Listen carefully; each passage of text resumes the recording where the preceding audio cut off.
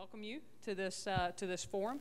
And I am going to introduce one of our members who's going to tell you a little bit where this came from. We had the East Cooper Republican Lunch Group did the same thing further toward the coast. It generated some interest in this topic about medical cannabis. And so we were able to get some wonderful forum speakers to kind of have a dialogue back and forth to answer some questions at a certain point from y'all on the topic. And so I'm going to introduce one of our members of the GSP Republican Women, Karen Martin, to come up and kind of give you I guess, why we're doing this. So y'all welcome Karen Martin. I really appreciate everyone taking time on a Sunday to come and talk and learn about this issue. Back during the primary, the Democrats had this as an issue on the ballot that the voters can vote on. And when our party chairman was asked why wasn't it on the Republican side, he said, well, I'm not sure that this is really an issue that Republicans are interested in. And I believe he's right. I think that was a fair answer. This is an issue that is not on your radar until it is. So there's four or five counties that got together here in the upstate. I helped out with Spartanburg. Hal Roach helped out with the Greenville folks. Susan Aiken helped out with the Anderson County folks. Diane Belsom, who's not here because she had surgery on her foot, helped out with Lawrence. And then our extraordinary live streamer back there, John Schaefer, is from Pickens. So it's a multi-county effort. And what we focused on is inviting Republicans to come and hear about this issue.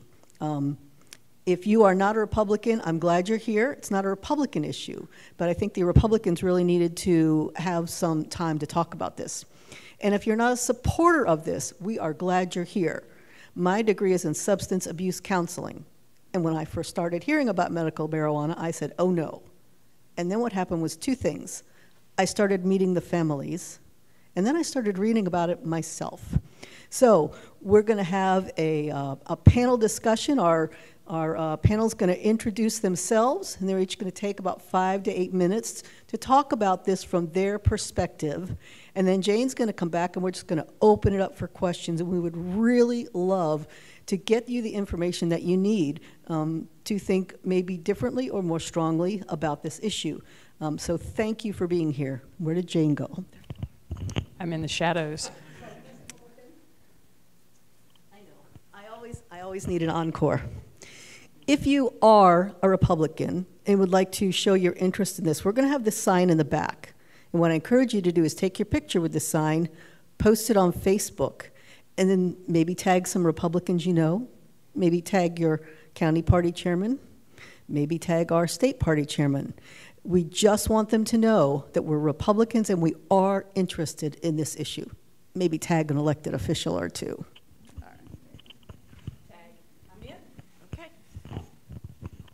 Good afternoon. My name is Ashley Trantham, and I am a South Carolina State Rep for District 28. I guess I'm so glad that you said we're here to listen and to learn, because that is the approach that I'm taking here today. I have not officially taken a stance on this, but I know that I'm going to have to. So when Karen mentioned that you really don't know until you experience or have to, what brought me to the table and put this on my radar was that I had a very dear friend that was diagnosed with breast cancer. And before I watched her suffer and go through what she went through, I would have opposed anything and everything you would have to say about medicinal marijuana, because I've only seen the negative impact that it's had on society. But then I started seeing the positive impact, and that made me realize I need to open up my mind. I need to educate myself. I need to listen to families that have found relief in the medicinal use of cannabis oil. So I am here really to listen and to learn. I probably will not contribute too much to the conversation like some of the other individuals that have been down in Columbia longer than myself, or an individual that has experienced being able to see a loved one find relief from this. But I'm still open and I'm listening, and I know that I'm going to have to take this information back to my district and help them as well. Take this information back to my district as well and help educate them and for them to make a decision, because my title is representative. That means that I have to go to Columbia and I vote based on the way that my district tells me to vote. So regardless of where I end up on this subject, I am representing over 30,000 individuals. So thank you for asking me to come. I'm very anxious to listen and to learn and maybe contribute some ideas here and there.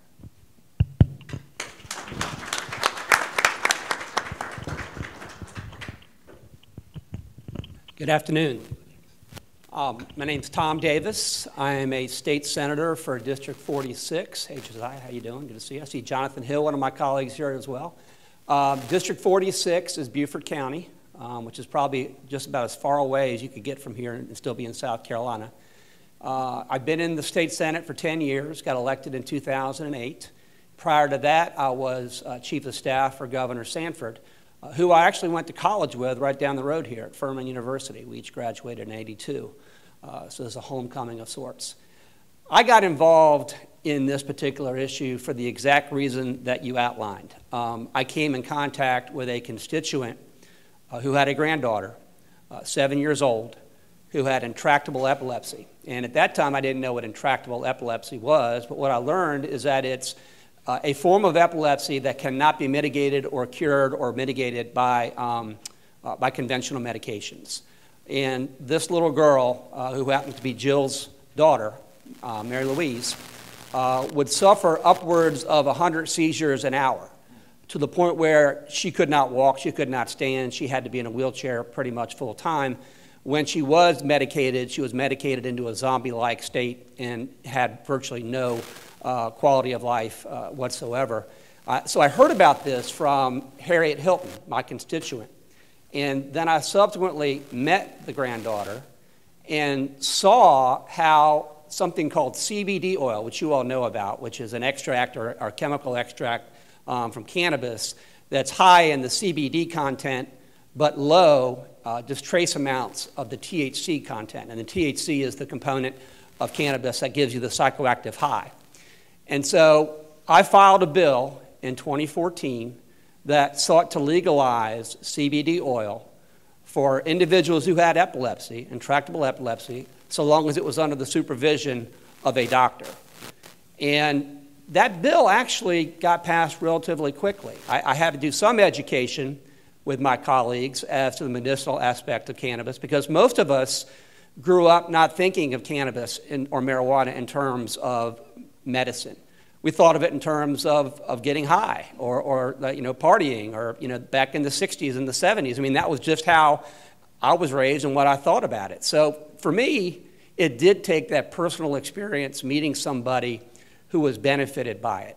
But what that has in turn done is led me to meet people like Bill Davis and others who's here today, and others who have talked about how, while yes, CBD oil is valuable and it has medicinal properties, some of the strains of cannabis, you need to have the THC to have the medicinal and therapeutic effect, particularly with neurological disorders, multiple sclerosis, cerebral palsy, Parkinson's, any number of things. And then talking to veterans, I learned that a lot of veterans who have PTSD benefit from cannabis. And then I learned more about pain management and how people who were addicted to opioids have found cannabis to be a less dangerous and less addictive way of mitigating their pain. And so that initial conversation I had with Harriet Hilton about her granddaughter led me to where I am today, which is a Republican talking about legalizing this as medicine in South Carolina. And I say that very deliberately because what South Carolinians want, and my colleague here is correct, we represent the people of South Carolina.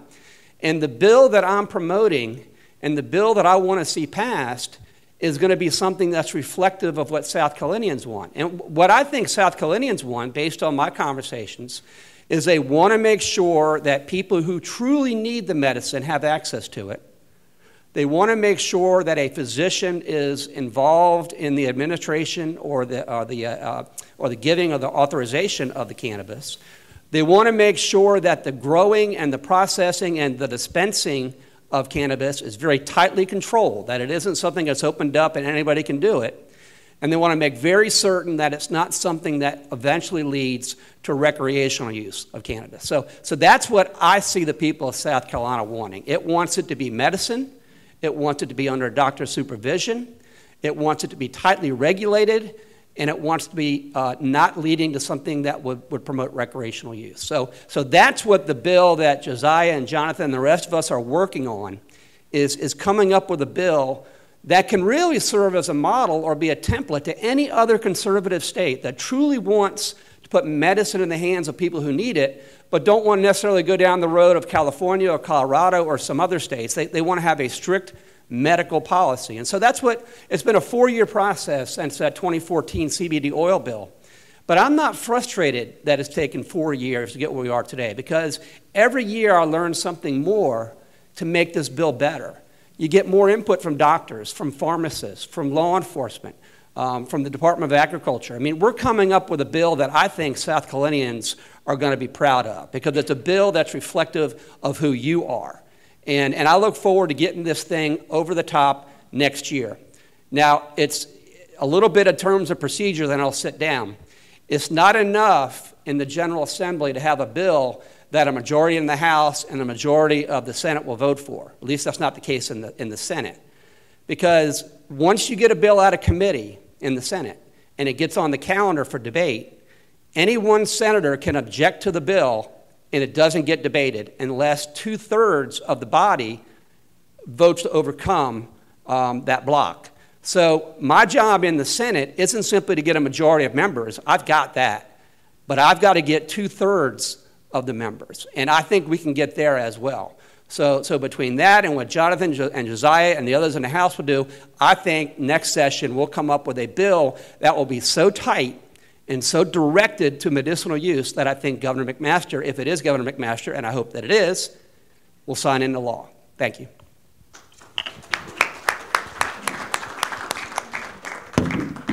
Hello, my name is Dr. Glen Robinson. Now, I'm not a medical doctor. I am a doctor of Christian education.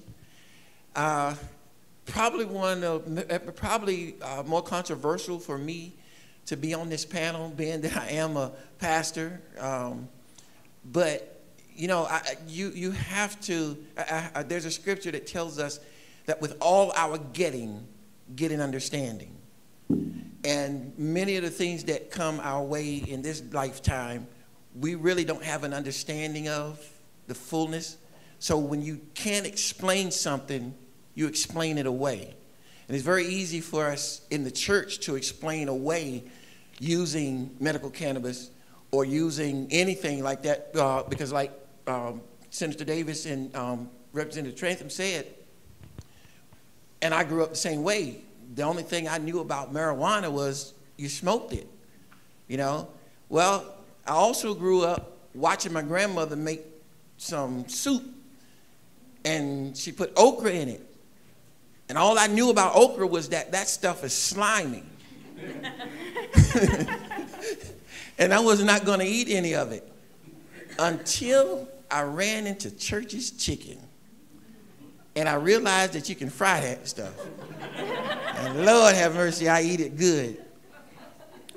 So it's a point of understanding the aspects and the breakdowns of things that we're actually given to use. My take on this, if is that where I'm supposed to be going? My take on this, and we talked about a little earlier, as a Republican, not just as a Republican, and also I'm the 4th vice chairman for the Greenville County Republican Party, but as a conservative, stout conservative, I stand on the foundation by which we were given to live our life and the freedoms that we need to live our life. But let's go to this to understand this thing about marijuana and cannabis. And I use this in ministry a lot of times, not on this level. I use this in ministry. For those that know the scriptures, Ephesians 4, verse 16, 17 says, whom the whole body fitly joined together, compacted by that which every joint supplies. That means that we need something from each of us to do whatever it is that we have to do. Your body has to rely on every part of your body in order for you to occupy your life like you need it. Am I right? Okay, so I use this scenario in Scripture when I'm ministering and teaching the Word, is that compacted by that which every joint supply, I'm supposed to be able to, when I reach you and meet you, when I walk away from you, marijuana makes you hallucinate. I should cause you, by our meeting, to begin to see yourself being able to do things that you never thought you'd be able to do.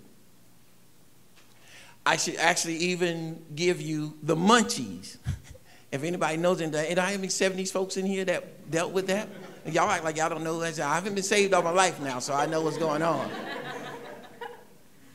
Marijuana gives you the munchies.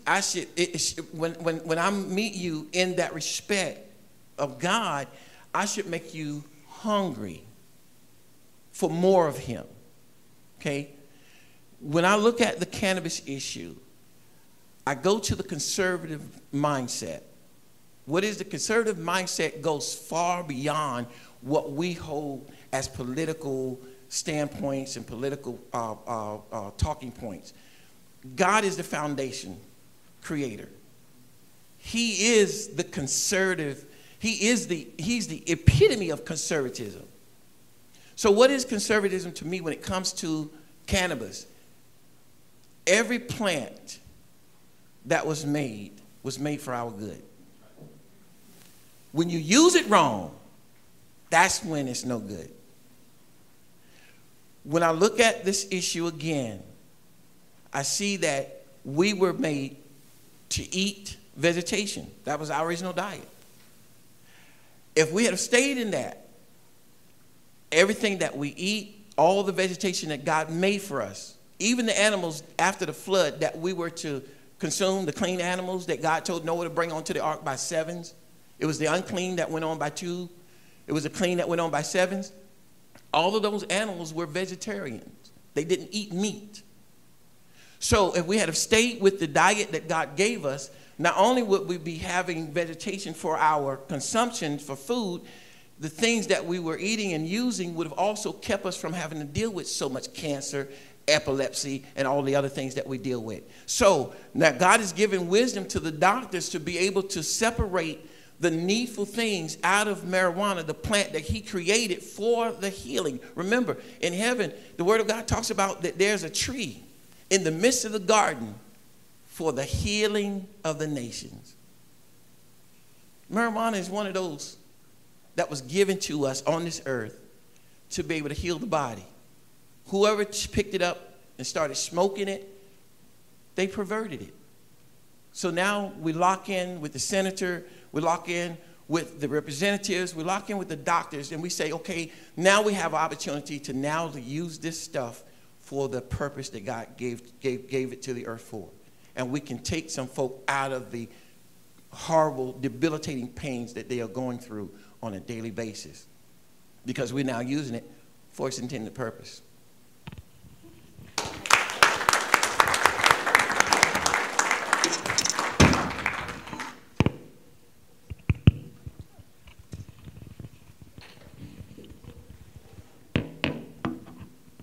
Hi, everyone, and thank you for being here today. My name is Jill Swing, and I'm from Charleston, and I'm a mom. And for those of you who are parents in this room, I'm sure that if there was anything you could do to help your child who was in pain, who was suffering, you would do it. And as Senator Davis mentioned, my daughter, Mary Louise, has very severe intractable epilepsy. She started having seizures when she was about 8 months old. She didn't get diagnosed until she was 2. But her seizure condition is very severe. She has very high frequency seizures. So, on a bad day, we have counted over 100 in an hour, so 800 to 1,000 seizures a day. They're very brief, but on occasion, when she started going through puberty, her seizures changed, and they started getting more severe, and she would have what I thought of before I ever knew anything about epilepsy is what a seizure looked like, which is a tonic-clonic convulsive seizure where she's gasping for air, she stops breathing, turns blue, we have to administer massive amounts of rescue medication. And so that has been our life for, well, I mean, she's about to turn 11, so, 10 plus years. And we did start learning a little bit about medical cannabis. You got me? Okay. When we saw a Sanjay Gupta news story about a little girl in Colorado whose seizures, who also had life-threatening seizures, and they were controlled using this high CBD, low THC cannabis oil, and started looking into it. Long story short, because of the federal illegality and federal law, you would have to move to Colorado in order to access that medication, and it just wasn't an option for us. So my mother-in-law contacted Senator Davis, and they worked on the CBD bill. The trick to the CBD bill, and it was what I would call a legislative trend in 2014, because after the Sanjay Gupta piece came out and all these moms across the country like myself heard about this miracle medication that was saving these children's lives, we all wanted access to it. So there was sort of this legislative trend around 2014, 2015, legalizing CBD oil for patients with epilepsy.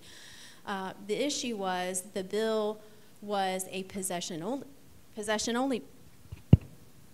Got me? Okay. It was a possession-only bill, which meant that there was no viable source for that CBD oil. And what it did was it forced all of us moms with chronically ill children onto the black market to get medication. And we had formed this network through social media of parents all over the country, and we were reaching out, and we kept thinking, okay, we can find, I've got a friend who's got a neighbor whose son lives in Oregon and can send us something.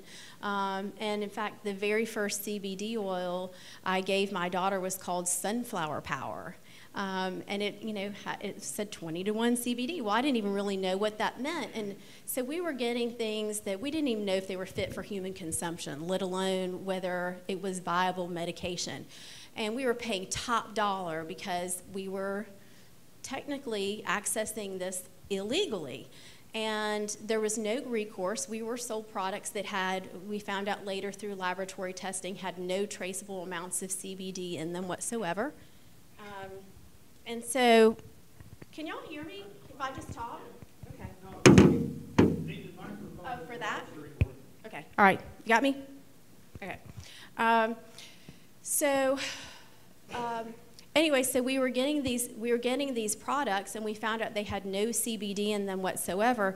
So we learned very quickly that this was not the way to access medication for a sick family member. So what we need, and unfortunately, again, because of the federal versus state laws, every state is really an island in this. So we figured out that what we need is a state law that would actually not just allow possession, but that is going to allow for cultivation and processing and dispensing. And it all needs to be controlled. It needs to be tested. We want safe products. This really needs to be treated just like any other medication. It needs to be specifically formulated and consistent and all these things that we want medication to be. So for me as a parent, this has been a tremendous learning curve in figuring out, what we need for our family members. And the other thing I've learned along the way is that, as Senator Davis mentioned, this isn't just for epilepsy, and there are a lot of other that medical cannabis can help. And it needs to be available for doctors to make these recommendations, because I'm not a free the weed supporter. This really needs to be controlled. It needs to be regulated. It needs to be utilized under a doctor's care and guidance, because maybe it's not for everyone. I've given my daughter prescription drugs that made her seizures much, much worse. But other people have benefited from them. This is potentially, the doctors are going to treat this like any other medication. They're going to help their patients assess the benefits versus versus the, you want me to try a different one?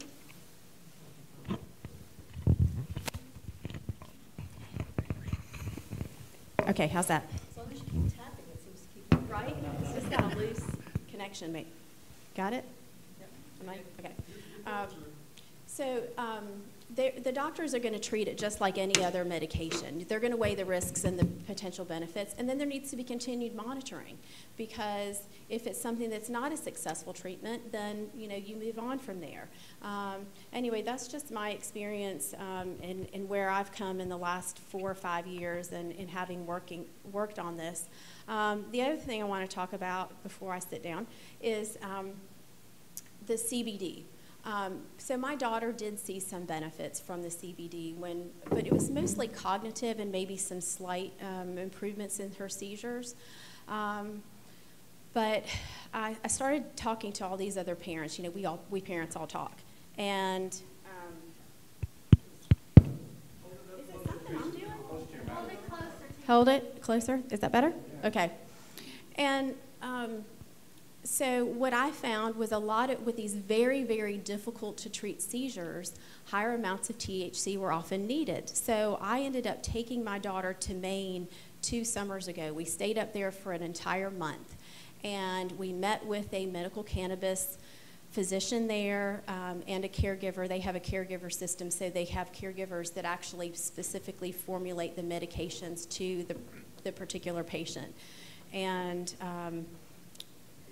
the change was, I can't even describe it. I'm going to try. She was not seizure-free. We were only up there for a month, and there's, some experimentation that sometimes has to be involved with dosing or particular terpenes or maybe a ratio or something. But it really had a profound effect on her life and her ability and her quality of life. So my daughter, in addition to having severe epilepsy, she has cerebral palsy. She's low tone, so she's floppy, and she can't stand independently. She falls over, and she also has drop seizures. So if she's not falling from her instability, she's falling from a drop seizure. But she was able to stand independently. I have pictures of her where she's just, I'm not touching her. And as a mom, when you have to be right next to your child 24/7 and that there's never a break, that is a difficult thing, not just for her, but for our entire family. And, I was able to let her sit on the floor and play. And, the other thing was she was so clear and bright. And, we talk about this concern of THC, and the THC is the component in the plant that makes you high. My child was not high. She was alive. And it was like she was seeing the world for the first time. She was looking around, and she was babbling, which is also something that she has never done before. So I know that this is a good medication for her, and I appreciate the work that Senator Davis has done, and all of y'all, and some of our other bill sponsors who are here today, in listening to stories like mine and other parents, and seriously considering this as something that should be an option for patients in South Carolina.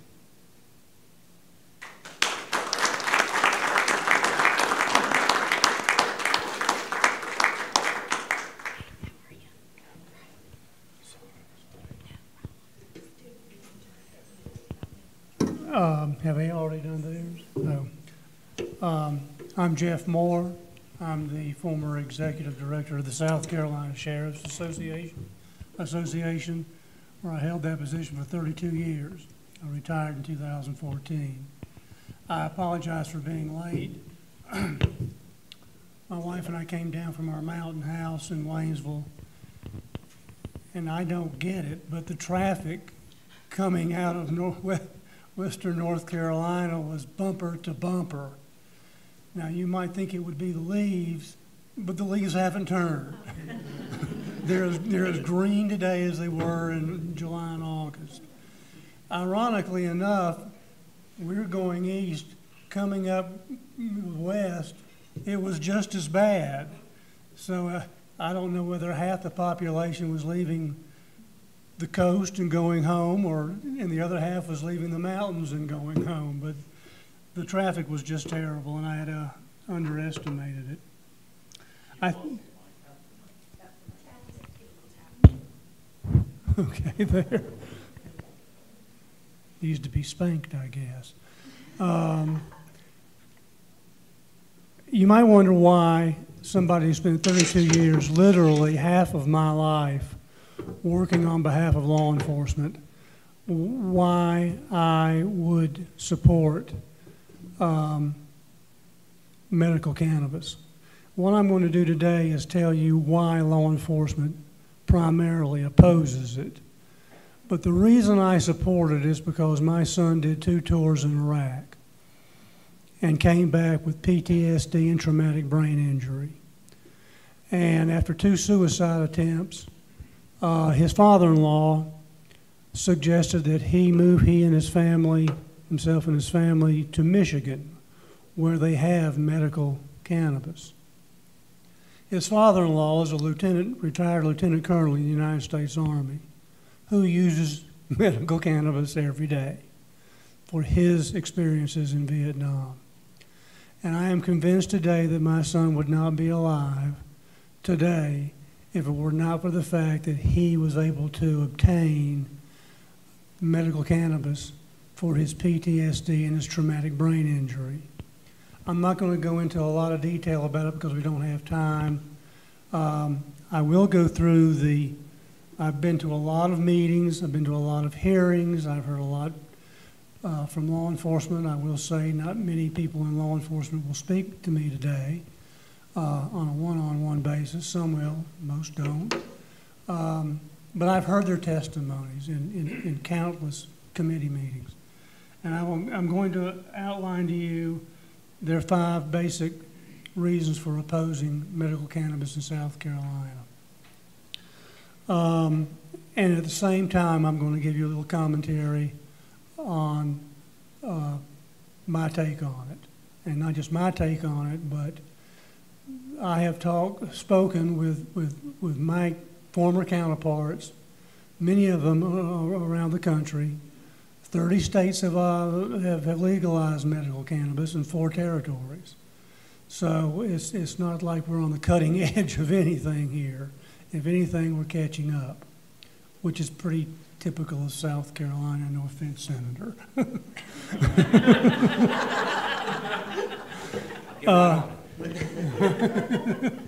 The number one objection by law enforcement is it has not been approved by the Federal Drug Administration as a medication. It was rescheduled in the 70s as a Schedule I drug, meaning it had no medicinal purposes at all, so it was scheduled along with heroin and drugs of that nature. I think that this is true. It was scheduled as a Schedule I drug, and it is law enforcement puts a lot of credence in what the FDA approves and doesn't approve. They will tell you that studies need to be done, and I will tell you that in South Carolina, between the University of South Carolina and the Medical University of Charleston, nearly 75 to 80 years worth of research has been done on marijuana. Marijuana is probably the most tested, poked, screened, investigated plant on earth.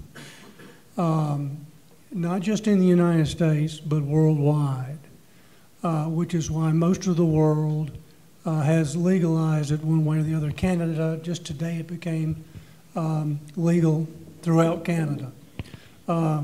But their first argument is it has not been approved as a drug by the FDA. The second reason they give you is it's going to increase the use among young people. Now, I don't know how a highly regulated material, if this bill were to pass, is going to increase young people's use of marijuana. Let's face it, I look around this audience, I don't know what political persuasion you are, I don't know where you stand on this issue, but I can tell you from my experience in law enforcement And from my own son's experience as a young boy, marijuana is the most easily accessible drug in America. If you want it, you can get it this afternoon, probably within a block of this library. So it's not going to increase use among young people. If they want it, they're going to get it. My son got it at high school when he was a freshman in high school. That was his, primary source was school. I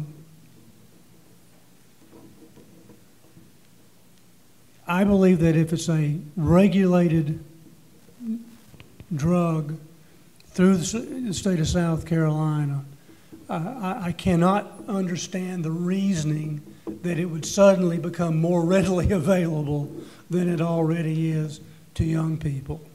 In fact, there's at least one study, and Jill may be able to expand on it, but in Pennsylvania, where medical marijuana is legal, they recently, in the last couple of years, finished a study that showed use among young people actually fell once it became a legal, medically recommended drug. I don't know why, except that I was once a kid too, and once something wasn't forbidden anymore, I lost interest in it. And so that might be the reason. But I believe that the argument that it's going to just become more available and more readily available to young people just doesn't hold water, considering it's already the most readily available illegal drug to our young people today. The third reason, it's the first step to recreational marijuana, recreational use of marijuana. There are a number of states that have gone recreational.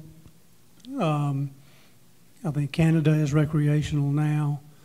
I don't know quite where I stand on recreational. I am 110% for the medical use, but recreational is still something I have yet to come to terms with, although I heard a wonderful argument about it last night on CNN. But we have to remember one thing. With the passage of a medical marijuana bill, recreational marijuana will still remain just as illegal in South Carolina as it is today. It is not going to change. Now, local law enforcement, SLED can make the article that, it's just the camel's nose under the tent. Well, there's a firewall there, if you want a firewall to be there, to stop it from becoming recreational. And we have one member of that firewall here today, and that's Senator Davis. I don't know where he stands on that particular issue, but it only becomes recreationally legal if the General Assembly passes a law saying it will be recreationally legal. It just doesn't happen overnight. The senator, Jill, can tell you how long they've been fighting, how long I've been involved in this effort for medical marijuana. I can tell you that the opposition for recreational marijuana in South Carolina is going to be a Herculean task to achieve. It's going to be a Mount Everest to climb. But the bottom line is, you have a firewall, and that firewall is the South Carolina General Assembly. And it only becomes legal if they say it becomes legal.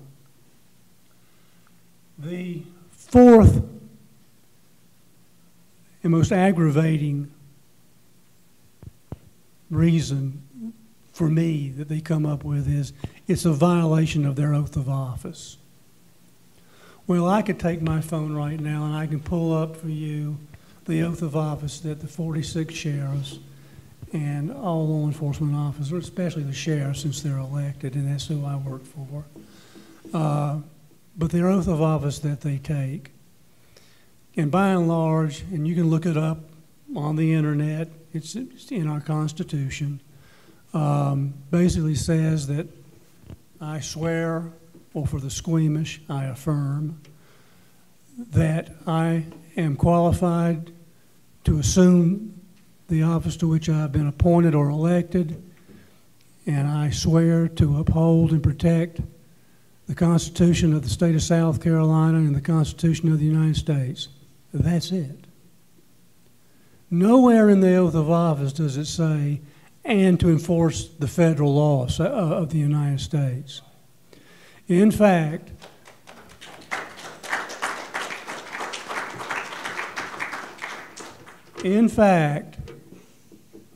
only under extraordinary circumstances can local law enforcement enforce federal law, and vice versa.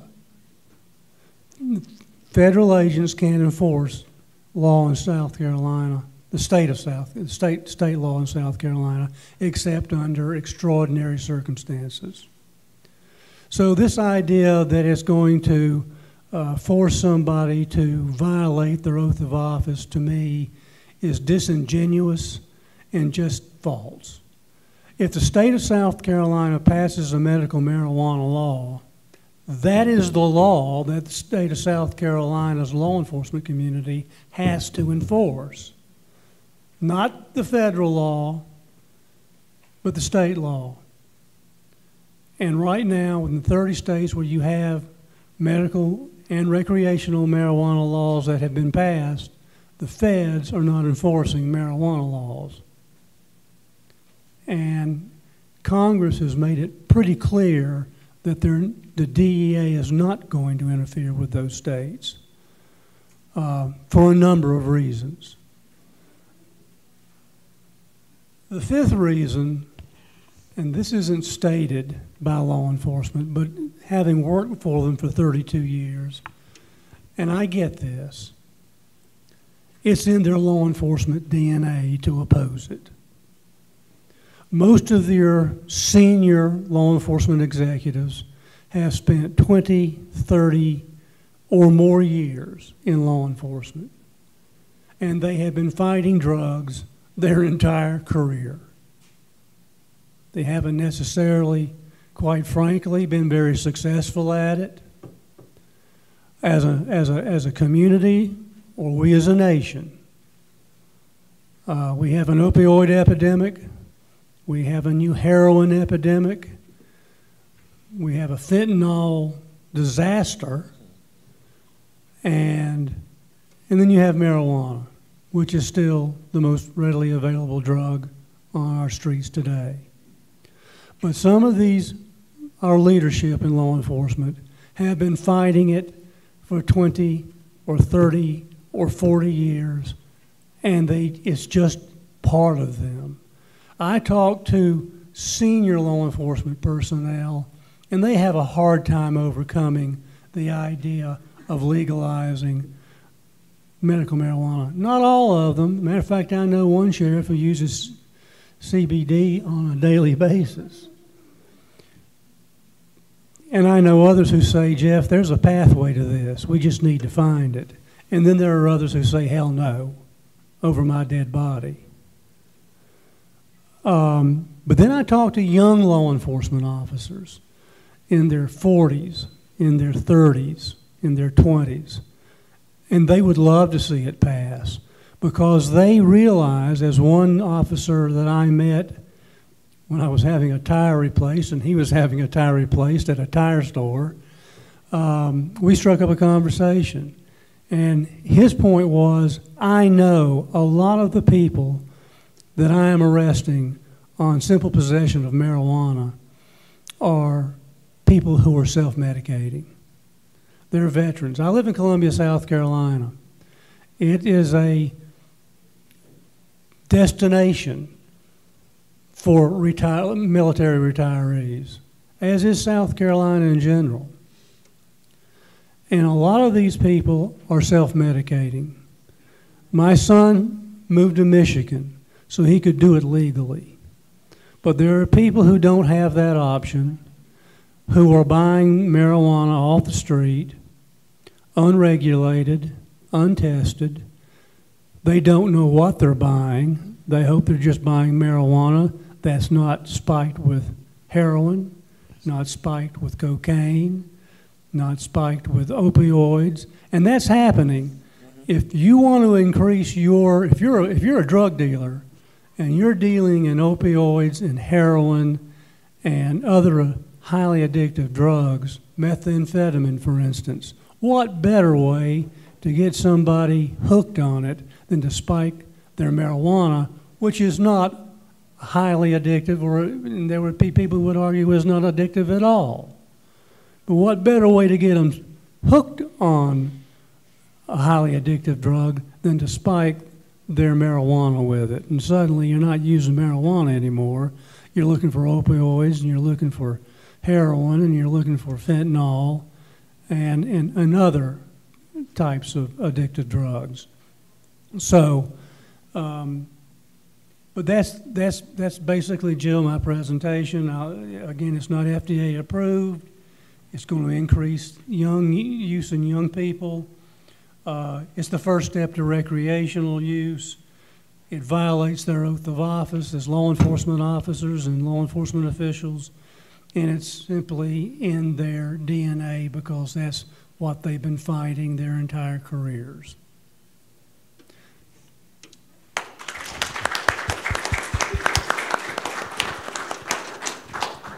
All right, let's give everybody in our panel another round of applause. Are y'all ready to take some questions? Sure. All right, so here's how we're going to do it. You raise your hand if you have a question. I come to you with a microphone, and you state your question. I take the microphone, and then we'll let our panel answer. I saw a question in the back. A control freak. Senator Davis, I have a friend in Michigan, 20-some years old, smoked marijuana illegally, but when it became legal, he said he had back pain and got a prescription so he can now smoke it legally.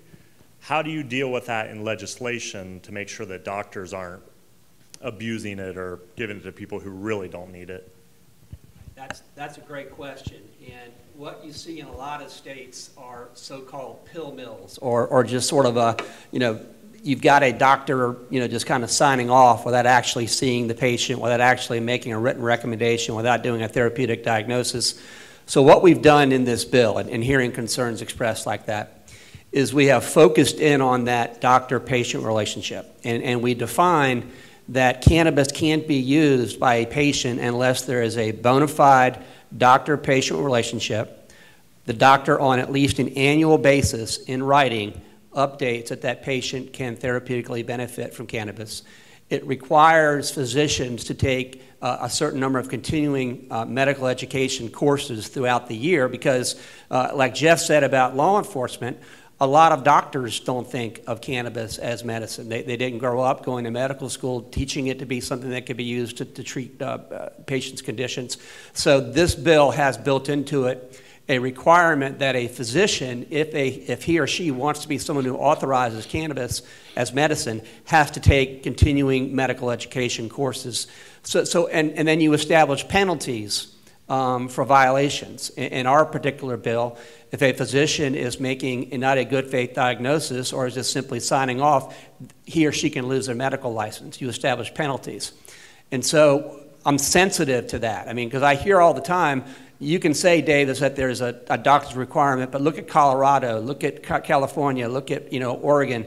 And what I respond back is, well, let me hear about those problems and let's figure out a way to solve them. Because what I think the people of South Carolina want, they want patients to get the medicine. I mean, nobody can listen to Jill Swing talk about what her daughter goes through and not want that girl to get the medicine she needs. What they don't want is a sham law. They don't want something that's simply going to be check the box and you can get cannabis and move on down the road.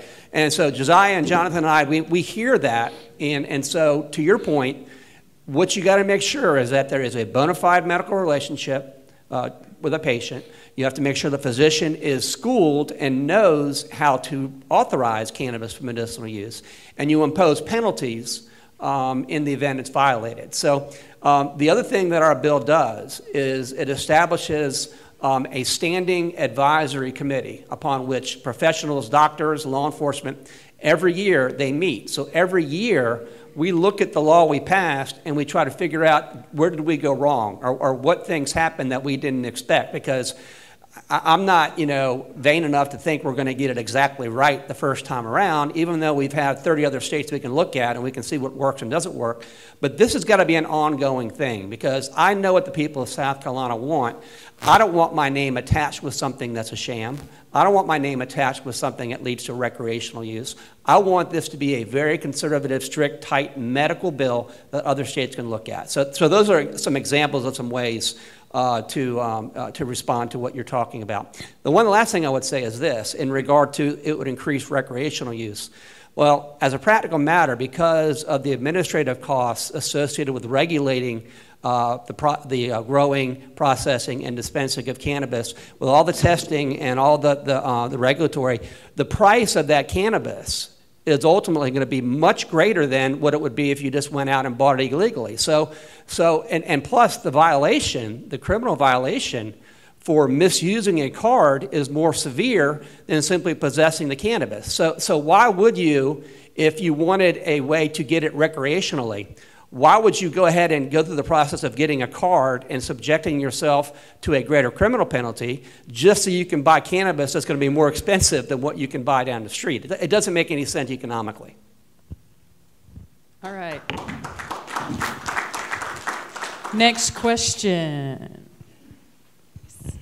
Thank you all for being here today, and I will, before I make my statement, I will say I am in favor of medical marijuana. The biggest problem that I see is when you mention this to people, they immediately start thinking recreational. They won't even listen, the ones that are closed-minded on it. And I've had one lady to jump on me recently and said, the devil created marijuana, those kind of things. Well, my question is there a PAC or is there a resource that we can raise money for to educate people? The biggest thing I see in South Carolina is we've got to educate people. There's so many people that believe like I do that we need this, but then there's some that don't even know that it's on the radar. So I'll answer that if I can. So as part of my journey in advocating for my daughter to have legal access to medical cannabis, I have crossed paths with hundreds, possibly thousands of patients in the state who have reached out to me and have seen my daughter's story and know my interactions in the legislature and have asked a very similar question to you. What can we do? Because I think that a lot of times we feel like a lot of people don't know who their lawmakers even are. So I actually have started an educational advocacy organization that does just that. So it's called South Carolina Compassionate Care Alliance. We have some advocacy pamphlets in the back that provide some basic information about the bill, although I think the bill has kind of undergone some changes since we first printed that out, but I think it's very broad, so I think there's a general gist there.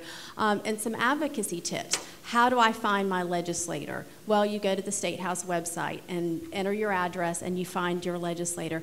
And then how do I approach them? And the one thing I tell people every time is tell your story. I talked to so many lawmakers who were initially either opposed or very unsure about the merits of a medical cannabis program in our state.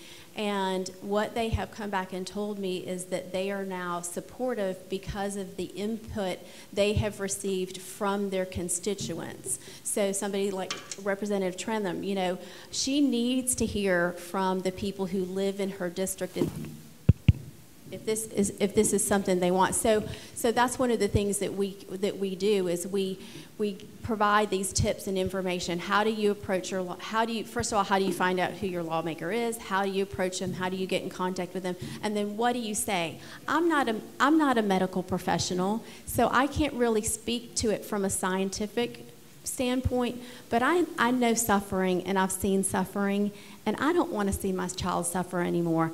And I think that we are fortunate that we have some compassionate lawmakers and some compassionate people who are leaders in our community who may not actually be lawmakers but may also have influence. And that may be some of the people you've come in contact with. So how do we talk about it?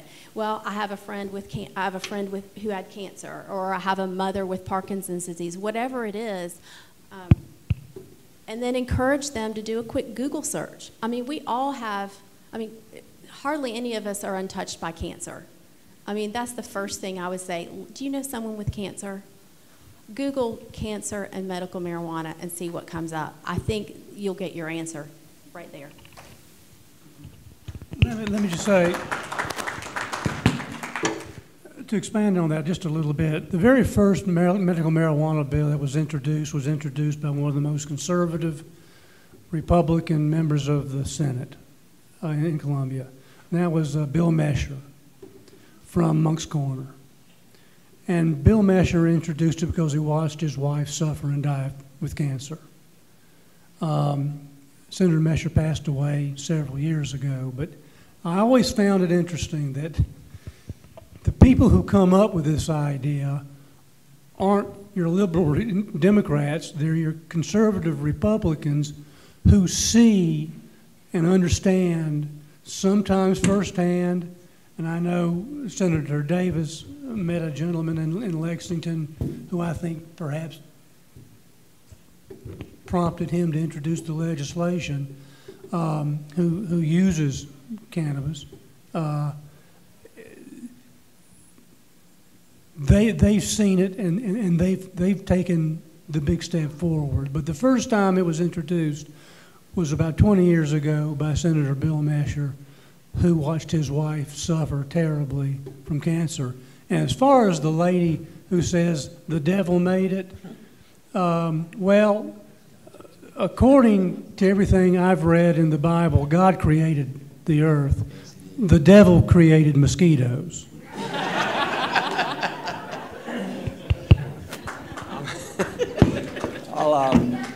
I'll say one thing further, because Jeff makes a good point about how Republicans have been very prominent in advancing this legislation. And at first that seems somewhat counterintuitive, because you think of Republicans, they're conservatives, and they just say no to drugs, I mean, the whole campaign. But if you think about it, you start drilling down, what we're talking about here is empowering doctors and patients to do something that's in their best interests. And what we're saying is that doctor-patient relationship primes and is more important than what 170 politicians up in Columbia might think at any given point in time. So it really goes to the core of what it means to me to be a Republican. Now, I'm not an anarchist. I understand you need laws. I understand we need to have a civil justice system. We need to provide for the common defense. But I think I go back to what I think is the very definition of conservatism by John Stuart Mill in On Liberty. And I'm going to paraphrase. He says that my freedom to swing my arm ends where your nose begins. In other words, a government can regulate my behavior and step in and use this coercive power if I am doing something that is going to cause harm to third parties. But except to that extent, we as Republicans believe the state ought not involve itself. And in fact, the state, whenever possible, should seek to empower and to facilitate the exercise of liberty. So all we're talking about here in a controlled context is empowering doctors. And if a doctor with all his or her training sits down and believes that cannabis can help somebody with Parkinson's or PTSD or epilepsy, whatever it is, who are we as politicians up in Columbia to say we know better than that doctor? And so that's why you see Republicans like Josiah Magnuson and Jonathan Hill up here, Peter McCoy down in Charleston. We're the ones sort of leading the charge here, because it really is consistent with liberty and conservative principles of government. And to answer your question as far as how do we educate ourselves, I think for me, I'm probably the newest member of the General Assembly. I have found that my constituents encourage me to research certain things, and it forces me to educate myself. But I also think that we have a responsibility in the Senate and the House and in Columbia to educate South Carolinians. And I grew up in the Reagan time where Mrs. Reagan said, say no to drugs. And she really pounded that into my age group. And we were told, if you try drugs one time, you're addicted. And that scared me into ever even experimenting with the drugs. So I think for us, we need to be very deliberate and conscious of the material that we put out there and educate South Carolinians as we move forward and we look into creating a bill that will make this more available for individuals that need it for medical use. One other thing I would like to mention, talking about would increase the use among young people, is that it's also the gateway drug to other drugs. I can tell you from firsthand experience with my own son, marijuana was not a gateway drug to other drugs. The gateway drugs for him were cigarettes at 12 and liquor at 15. And then the Army at 18. That was his path. That's part of the education too. His gateway drugs were 2 legal drugs. They were illegal for him at that age, but he didn't have any trouble getting hold of them, and he didn't get a hold of them from me or his mom, but he got a hold of them. All right, we're going to go to the next question. And just so you know, if you put your hand in the air, I do see you. Thank you. Really have more of a just brief statement in response to Nate's question. I don't know where he went, but because I'm supposed to ask a question, I'm going to do what we do in the legislature and say, did you know? Did you know? And then make my statement. So did you know that particularly over the past year, as I've been working with the members on the panel, as well as Representative Magnuson and some others, Representative Arrington, who's running for Congress down in the Low Country, and others, Chief Keel at SLED, we have been working on trying to make this bill as robust as possible. And one of the things that we've done is included a prohibition against smoking. So if you're concerned that a medical program in South Carolina is just going to give people legal excuses to go and smoke pot for fun, that's not going to be allowed under the legislation that we're discussing and debating. So I just want everyone to know that. But thank you so much. I've read this bill several times. I've read the original version. I've read proposed amendments. And one thing, each time I read that, I just am so impressed with how thorough the bill is. And I credit that in a small degree to Senator Davis, who, as you know, is an attorney. So he has a very good grasp of a lot of the legal ramifications around this issue that I wouldn't necessarily have since I'm not an attorney. But if you haven't read it, get with Jill. She can get you a copy of it. But I really encourage you to do that. It's a very robust, comprehensive, and thorough thing that is not at all going to open the door to recreational. To Jonathan's point, it's not a Colorado bill. It's not a California bill. It's a South Carolina bill. And it's reflective of what the people of South Carolina want. So a lot of times the criticisms that we hear will be in regard to a law in a more progressive or liberal or expansive state. That's not what we as representatives and senators are giving to you. I mean, a poll was taken, I think 78% of Republicans believe it should be available for patients who need it, but about 78% think it shouldn't be made legal for recreational purposes. I mean, that's a pretty clear statement of where South Carolinians are on this issue. So as Jonathan says, when you hear somebody commenting on this bill, look at our bill, because our bill is reflective of what law enforcement has said, doctors have said, pharmacists have said. We have made this a very conservative bill, one I think you'll be proud of. And we have had 30 other states to learn from. That's right. We're not reinventing the wheel. I am a retail pharmacist, and I am in favor of medical marijuana. But from a medical perspective, I just wonder why, with so many decades of testing and research, is the FDA so slow to approve this? Well, let's talk about the FDA for a minute. The FDA scheduled this back in the 70s as a Schedule I drug, which you as a pharmacist probably are aware of. It was a political decision, not a medical decision. It was actually Richard Nixon put together a blue ribbon panel to study the question as to whether or not it should be rescheduled. His panel came back and said, no, it should not be rescheduled as a Schedule I drug. It should still be available for medical purposes. Now, I'm not making this up,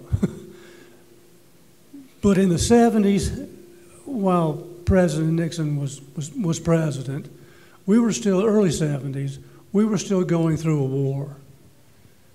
And his administration decided to reschedule it into a Schedule I drug primarily to undermine the anti-war movement. Because there wasn't, I graduated from high school in '69. I'm a child of the 60s and 70s. I'm 68 now. But he saw it as a way of undermining the anti-war protest. And the FDA has held that position for the last 45, 50 years now. And if you think that the FDA, and this is what really I find disingenuous about the law enforcement's position on the FDA's issue, is when they say, and I've heard Chief Keel say this, and Tom, I guess you have probably too, when asked, well, Chief Keel, does everybody know who Chief Keel is? Chief of SLED, run SLED.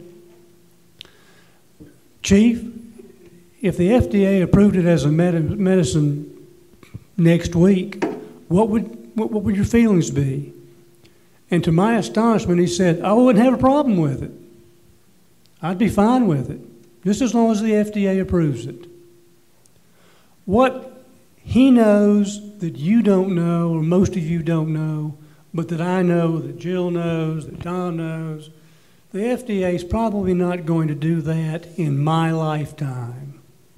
It's probably going to be 20 or 30 years before the FDA ever visits that issue and reverses their position. And a lot of that is politically motivated, and a lot of it is pushback from the Drug Enforcement Administration, quite frankly, and the law enforcement community. I mean, right now you see a huge popular push for medical marijuana in South Carolina. The only pushback we're getting really is from the law enforcement community. And that's being driven almost solely, and I hate to say this because I've known him for over 35, almost 40 years. It is coming primarily from the director, the chief of SLED.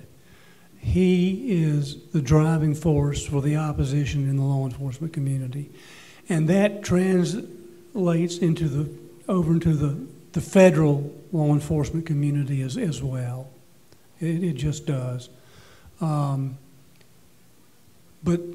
you know, if we, 30 states have said we're not waiting for the FDA, because if we do, we're going to see a lot more people die, we're going to see a lot more people suffer, and we're not waiting for the FDA. Government can move slowly, and on this particular issue, I think it's going to move the slowest you've ever seen it move. I would not count on the FDA's reversal of their position anytime soon. Certainly not in the next decade or two. All right. I don't know if that answers your question, but it's just reality.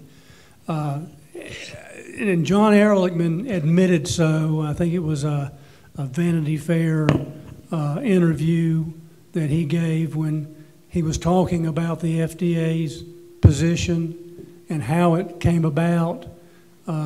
And to quote him, I think I'm quoting him exactly, did we know we were lying? Yes, in terms of the FDA's position. You can probably Google that as well. It was either the Vanity Fair or I think it was Vanity Fair that he was being interviewed for when he admitted that we knew we were lying to the American people when we rescheduled it. All right, let's have our next question. Does the bill have any employment law protections?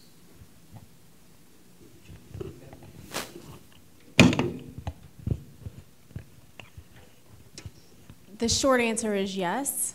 And Representative Trantham, you've got the copy. I don't know if you could, it's in there, and I would feel better if I could quote it exactly. But I think there is some anti-discrimination against people who are medical cannabis patients who are interviewing for jobs.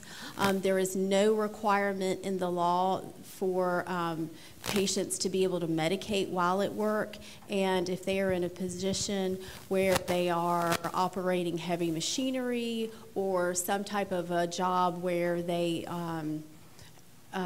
I don't know how to word it, but where there is high risk, then I think that there are there's some guidance there. But so there is an anti-discrimination clause in there. Would you like me to read it? Yeah. Okay. All right. It says here that no employer may discharge, threaten, refuse to hire, otherwise discriminate, or retaliate against an employee on the basis of the employee's use of medical cannabis. But there are certain positions that they cannot use medical cannabis if they're on the job. A few of those, they list law enforcement, correctional officers, probation officers, firefighters are prohibited from using cannabis or medical use while on duty. That brings to mind another part of the bill that we've been working on over the years is it is illegal to operate a vehicle, just as it would be illegal to operate a vehicle under the influence of alcohol. So that if you are taking medical cannabis and you are impaired, that is illegal just as driving on the influence would be. And one of the challenges has been, and what we're working on with law enforcement, is how to give instruction and guidance to the officers in the field. Because you can't give a breathalyzer test. It doesn't work the same way. So we're trying. That's an aspect of the bill that we're working on, because that is a real world consideration, and you want to make sure you give law enforcement the ability to protect the public. So I'll make that point. Another point in regard to the pharmaceutical or for the pharmacist.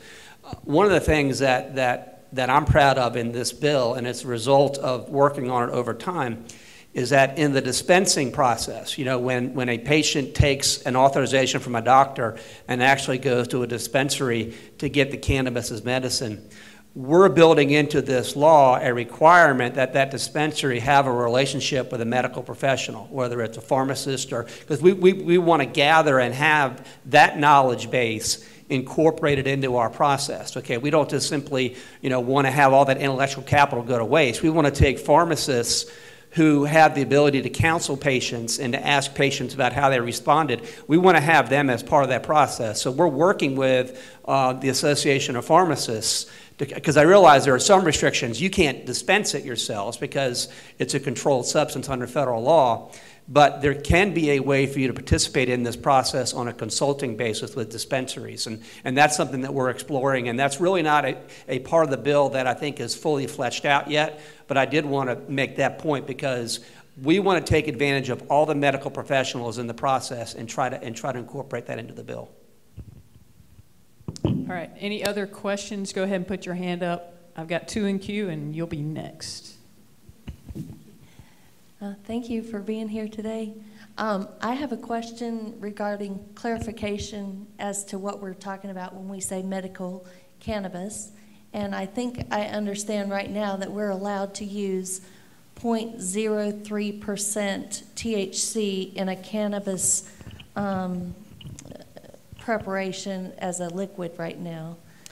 Is that well, right? and Jill talked about this earlier. Under the 2014 law, you can possess a cannabis derivative, CBD oil. I think the threshold's 0.9% THC. Is that correct under the CBD bill? That's the possession only for patients with epilepsy who have a doctor's certification. Right. But most of us, because that's not really accessible in the real world, the same time that the CBD bill was passed, there was an industrial hemp bill that was also passed that was kind of the result of what was happening federally with the federal farm bill, allowing research under state pilot programs to cultivate industrial hemp, which is defined as having less than 0.3% THC in it.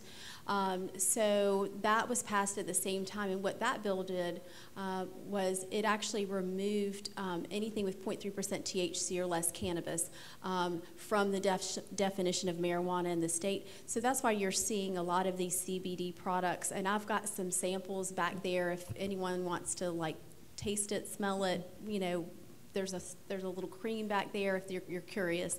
So those products are actually legal within the state, and they are industrial hemp is being grown now by some of our farmers here in the state who have received those pilot licenses to actually do the cultivation. But those products are illegal, so really anybody can legally possess and use the CBD products. But typically those are oils, salves, there are patches, so there's all sorts of different types of administration. So I think that was the beginning of your question, right? Yes, and then what is the medical cannabis then that you're hoping to put in the bill? So there's no limit on THC in the bill except with regards to edible products, and that is part of an amendment that I don't know that is, if you go to the state website, State House website, I don't think it's there, but edibles can only have 10 milligrams of THC per serving, but it's not you cannot smoke it. So we're not talking about joints, but we're talking about vaporization. We're talking about oils. We're talking about the bill instructs DHEC to make the determination of what forms of edibles will be available, specifically so that they're not products that are typically marketed to or consumed by young children. So the kind of infamous gummy bears, I feel like will probably be the first thing taken off the list. But there are a lot of products that are available in other states that are candies and cookies and brownies and things that appeal to children. And it is important to have an ingestible form of cannabis for patients who need that type of treatment because it's longer lasting, and for patients who have gut issues. But what we don't, it's just not necessary, in all honesty, for it to come in a form that looks like something that children are going to consume. And I know a lot of other states who passed their legalization laws early on experienced some negative effects to having those products available. In fact, Washington State just made those illegal. And they're phasing them out of all of their dispensaries. So the advantage, again, of having 30-plus states, 31 states really now, who have done this is we've kind of seen a learning curve, and we're trying to take advantage of it and kind of do it the right way. And is this bill going to have provision for growers in South Carolina? The version of the bill is going to be entirely controlled, as I understand it. We're not going to go with growing your own. We're going to go with it would have to be a licensed grower by the state. It would not be, some states, you're right, some states would empower or authorize individuals to grow their own up to a certain quantity. That's not what our bill includes. Again, this is very much, and I'd like to make this point, this is not sort of like we've come up with a piece of paper and this is what it's going to be. We hold seminars like this to get feedback from individuals to then make changes and revisions to the bill to make it more closely approximate what I think the people of South Carolina want. And so I come to these hoping to learn as much as I try to educate, because this ultimately, and Representative Trentham's right, this is reflective of what the people of South Carolina want, and I'm very mindful of that, and I don't want to put my name to something that isn't going to be in direct concert with what the people of South Carolina want. Okay, next question. Hi, thank you for all being here. I'm for medical marijuana. I'm against the pot smoking. I don't think anything putting into your lungs is a good idea. I'm from Massachusetts, so I've lived here 17 years, but I go back to Massachusetts a lot, and I've been keeping in close watching what they've been doing. And from my understanding, this is in reference, my question is about the physicians. Most states, the physicians have the ability to give cards, but they can't just go to the dispensary with that card. They have to go through another step, like MJM, I think that's what they're called in Massachusetts, where the person with the medical ability to get a medical card has to pay $250. Is this something that you're going to be looking at too? Yeah, and I think the equivalent here in South Carolina would be the Department of Health and Environmental Control, DHEC.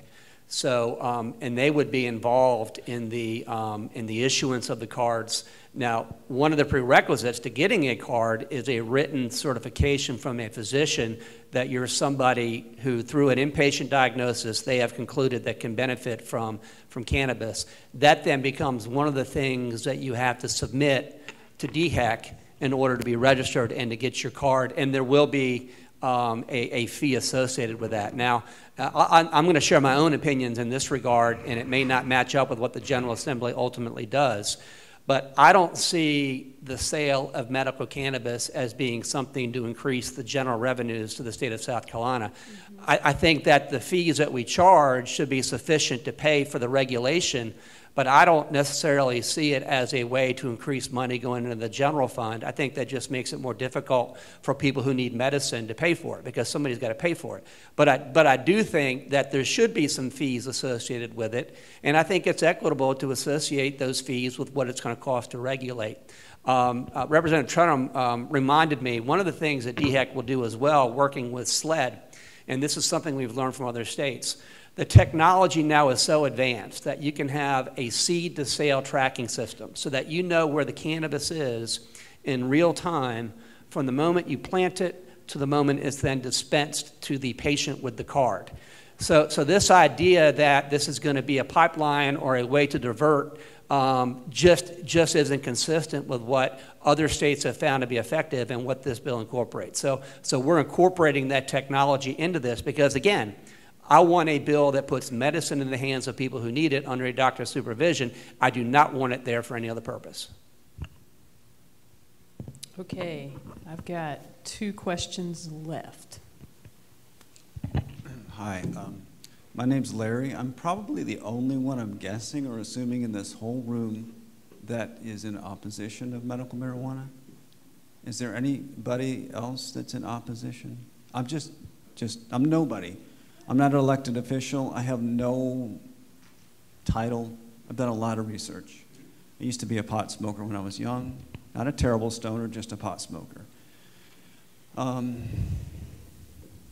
I've found, I wish I could be up there. I mean, I'm terrible at public speaking, but I wish I could be sitting right there because I would ask the serious questions that I guarantee you. I've found so many holes in the things that you've said that I'd love to ask you about. Give me 30 seconds. Here's your opportunity. Officers Moore, you talked about, well, you didn't know about, you weren't for sure about the recreational use. Mrs. Swing, you said the same. You said your daughter, Mary Louise, is using CBD oil, but now you want the full spectrum of marijuana treatment, which is what it says on your website. Cultivation, dispensing, and regulation, higher amounts of THC are needed. When this first came out, I spoke to Representative Magnuson because he's up in my district, or next to my district. And they told me, they promised me, they said there's no THC at all involved in what this was my representatives And my wife said, please calm yourself. Please don't step out of line. So I'll be as proper and as respectful as I can. They told me flat out, I spoke to Stephen Long, my representative, District 36, right next to Representative Magnuson's district. Tried to talk to him so many times, won't give me the time of day. Maybe he thinks I'm crazy or something. But I'm going to ask serious questions. Stephen Long said, never, there's not any THC involved in this, what we're proposing through legislation in South Carolina. We would never allow that. I didn't expect to hear what I heard today. The new bill being proposed could have no limits on THC, could allow for the growing, like they do in Nevada, other states, where it started, every single state started out as medical cannabis only, promising it will never go through the legislation, never go to voter referendum, and never go through the appellate courts. Like Florida, where I moved here 4 years from, 5 years. They just passed, under very strict regulations, medical marijuana. I just went there 4 months ago into the Knox, I got everything written down if anyone wants to talk to me. Knox Cannabis, one of the big medical marijuana incorporated people. They said, oh, we guarantee in 2 years it will go through the appellate courts and we will have recreational use. This is Florida. I mean, like a half conservative. This is not Republican and Democrat issue. This is a life issue. If you need THC to help Mary Louise, if you need THC to help your son, Officer Moore, and you, sir, as a representative of clergy, you said you never want to go down that perversion. You said that's your very words. That's a perversion to use it wrongly. This ain't about smoking it. This ain't about just edibles. This is about THC, tetrahydrocannabinol, which destroys lives. I know that for a fact. I know that. Representative Trantham, I hope you're listening. Let me respond if I could. The whole pretext, I can only talk about this bill. I can only talk about South Carolina's bill. I can't talk about any other state's bill. This bill is centered entirely upon doctors and patients. Doctors deciding what's in that patient's best interest. Doctors who take a Hippocratic oath. Doctors who have certain amount of training. Doctors who have certain regulatory bodies that discipline them. So unless you've got a doctor saying that it's in that patient's best interest, this doesn't happen. Unless you have a doctor saying that I want my patient taking this particular cannabis with these ratios of THC to CBD, it can't be done. And I don't know about you, sir, and I don't know what your background is, but I want doctors and patients making those decisions. I don't want politicians and law enforcement making those decisions. And I'll be happy to talk with you afterwards if I'm not being fully responsive. But I am trying, because you recognize that there are some flaws, there are some unintended consequences, there are some societal consequences that happen. I want to make this bill one where we can help those who need help and mitigate insofar as it is humanly possible to mitigate against abuses. That's what my objective is here. I can't speak to any other state. I work in the medical field. I'm not a doctor. I'm not even a nurse practitioner.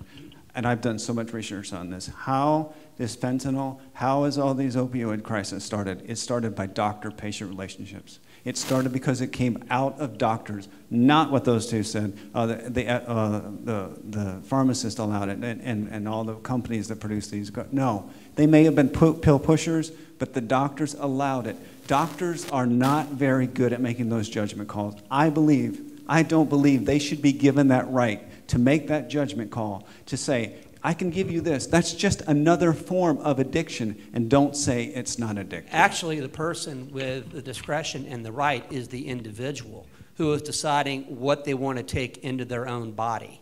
Okay, and we can have a debate about what the role of the state is in society, but if you're talking about what I can put into my own body and what I can take in consultation with my physician, I want to make that choice for myself. I'm not going to give that to any set of politicians. And I'd like to add,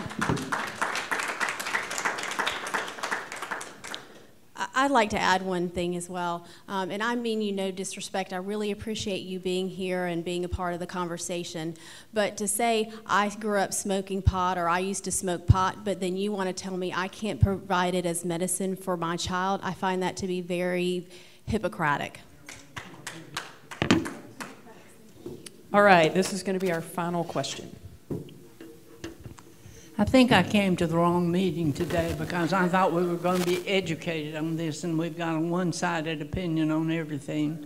And education requires knowledge of all of it. I also want to disagree with the good reverend here that if God created everything for the benefit of mankind, why did he tell Eve not to eat of that tree in the garden?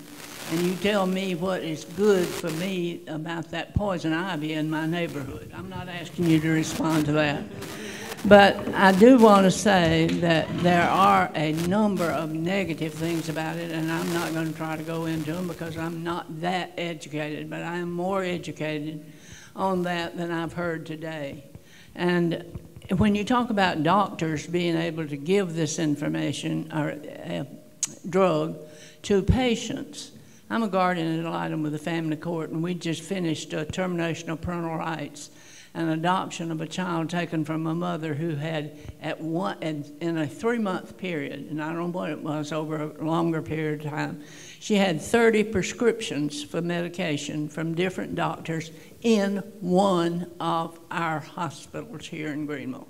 So don't tell me that the doctors can be trusted with all this, because there are people who can confuse them, make them not understand what the whole story is. It happens, and that one situation is not unusual here. I think that it's also very dangerous for us not to mention how people can be affected by a number of things, and one is the growth. If you just start out light, Colorado didn't start out like they are now, and they have more cartels growing marijuana and peddling it in the state of Colorado than they had before they made it legal. So that's the illegal aspect of it too. The problem with edibles, one of the situations that I heard from someone in Colorado is that a man ate a brownie with marijuana in it, and he thought it didn't do anything for him because putting it in edibles makes it slower acting. And he ate the whole brownie and got so high that he killed 5 of his children and his wife from having that brownie, and he had never had drugs before. So there's so much to it that I could just go on and on and on. But I want to know, and let me just mention this, when you talk about law enforcement, just think what it's going to cost the taxpayer to replace all the drug dogs we have in the state, and that's one small cost that it's going to be to us. But all our drug dogs will be useless if we legalize medical marijuana. And I can go into the detail to tell you how that will happen, but I don't have time today. The one thing I want to know is how come the state of South Carolina and their political world thinks that they're a whole lot smarter than all these other people that have tried to govern it to begin with, and it's gotten totally out of hand. I've been involved in the political world since I was a teenager as an outsider, and so I don't have anything against our politicians, but you ain't that smart. And I believe that's what those up here who know a lot more about the political side have said. We have all of these states who have done so much that we're not trying to invent the wheel, but learn from the mistakes that have been made. That's what I've heard from everybody up here. We're not trying to replicate the things that have gone on, but trying to utilize the abilities that our senator, the legislators have, those that are dealing with this bill, so that we can bypass all of the other things. So you learn from a lot of mistakes, you know, and it will even say that just like the young lady who you canceled out their parental rights, I'm sure before you got to that point that you gave her opportunity after opportunity after opportunity So in saying the same thing with the tree in the midst of the garden where God told Adam and Eve not to mess with, it wasn't he wasn't put there so that it could destroy them. He's a God of choice. So if somebody, just like the brother somebody messed up the recipe with the brownie to put that much stuff in that brownie for him to actually go to that place. The young lady, by choice, chose not to do what she was asked, chose to do what she was asked not to do. So she lost those rights. You know, I don't think that because of what everybody else has done that is wrong, that we in South Carolina should just shut up, sit down, and not give the right to people who are truly trying to live and go forward. We shouldn't shut down and not give them the opportunity, but we should, as the senator in the bill is saying, give them the ability to do this thing and do it the right way. Because I'm not a product of, but as a matter of fact, yeah, I can't say I was a product of it. I was given shotguns. Anybody know what a shotgun is?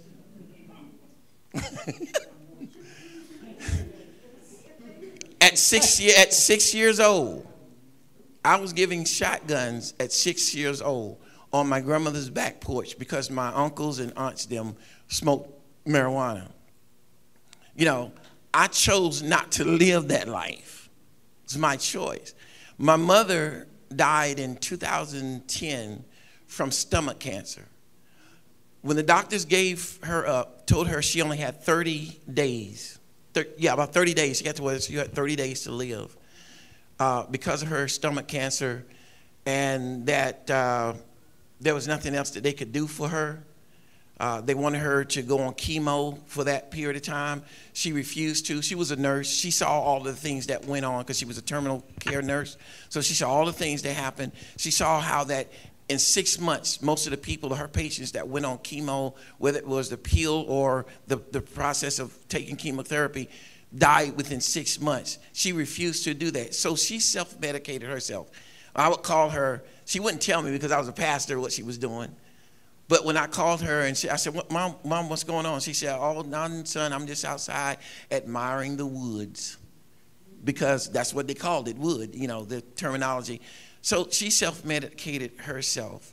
And I believe with all my heart that the purpose for this bill, the purpose for the research, and getting a knowledge of what has gone on through all of the other states that have done whatever they did, we're trying to find that median where we can give people the ability to prolong their life to where they can actually live a good quality of life or productive quality of life, or at least get their houses in order before they expire. Because all of us are going to go in some form or fashion. But if you can stop, or if you can hinder, or if you can actually make that road a lot easier for someone that's going to die, and I've had a lot of people in my family die of cancer who had no knowledge of this. If they had that, more than likely they probably would have prolonged it. And when we talked about, as my friend here said, about marijuana being a gateway drug, I want to say this to everybody that's hearing me now concerning marijuana, and you thinking that this cannabis, this marijuana is going to be a gateway drug. This is medical cannabis. This is to help people who are dealing with debilitating pain, so forth and so on.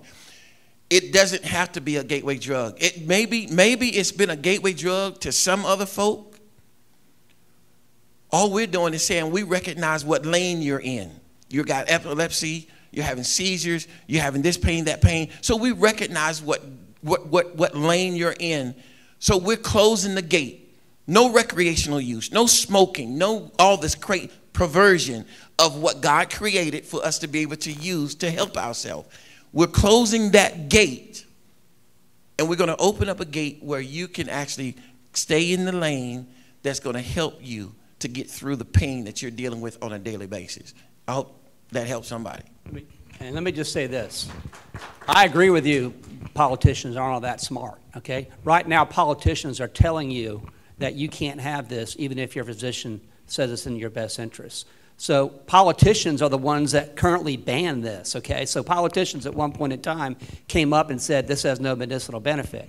As to why are we so smart, I mean, and what other areas have done, you've seen it go from 2 to 10 to 15 to 31 states now have allowed for medicinal purposes. None of those states are talking about repealing it for medicinal. Now, some are talking about the recreational, and some are talking about how do we mitigate those consequences, but you don't have any of those states rolling those back. You don't have the National Academy of Sciences saying there's no medicinal benefit. You have other states, and pretty soon you're going to have 50 states in the nation. Okay, so we're out of the mainstream here. I mean, the National Academy of Sciences peer-reviewed 10,000 studies earlier last year and found there is conclusive proof that cannabis has medicinal properties that pharmaceuticals don't have. Why in the world would you want to have state laws that prevent doctors from authorizing patients to take something that's going to help them? It just doesn't make any sense to me, ma'am. All right, we're going to go ahead and close out. Let's give them another round of applause. And then if you could give yourselves a round of applause for some great questions on both sides. And I think I can speak for Senator Davis in saying he wants a bill that is for everybody in South Carolina. So let's do what we can to make it the best that we can make it, right? That's from both sides. So I appreciate your civility and your discussions and your questions. We have 3 things for you before we go. Number 1, we have to get all of these chairs up and stacked, I believe. Is that correct? Rolling chair holder. So whoever's in here next can utilize the room. Second thing, there's a sign in the back. If you support this, feel free to take a picture, social media. And the third thing was, we're going to help tear down sound equipment. So we're going to tear down. Also, since we are the GSP Republican Women, I'm going to have our members stand up. Put y'all on the spot. So if you're interested in a Republican Women's Club, come see one of us. We'll give you details on where we meet. And we're all about education. We want to bring you the topics, whether they're controversial or not, so that we can educate ourselves and make better decisions. So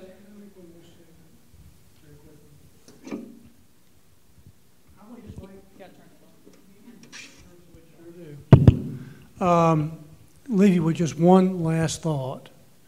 My son lives in Michigan because he can not obtain his medical cannabis here. He was born and raised in South Carolina. He went to war for this country. He came back a bloody mess. And he's exiled from this state. He cannot come back to this state and use medical marijuana legally. If he comes back and gets caught, he gets arrested. He gets charged. He gets convicted. And he goes back home with a conviction on his record, back to Michigan. Just think about that a minute. He's 30 years old. I got 3 grandkids that I hardly ever get to see because Michigan's a long ways away. And it's cold. But the point is, this is a young man who fought for his country, got messed up by doing it, and he can't come home. I find that pretty sad.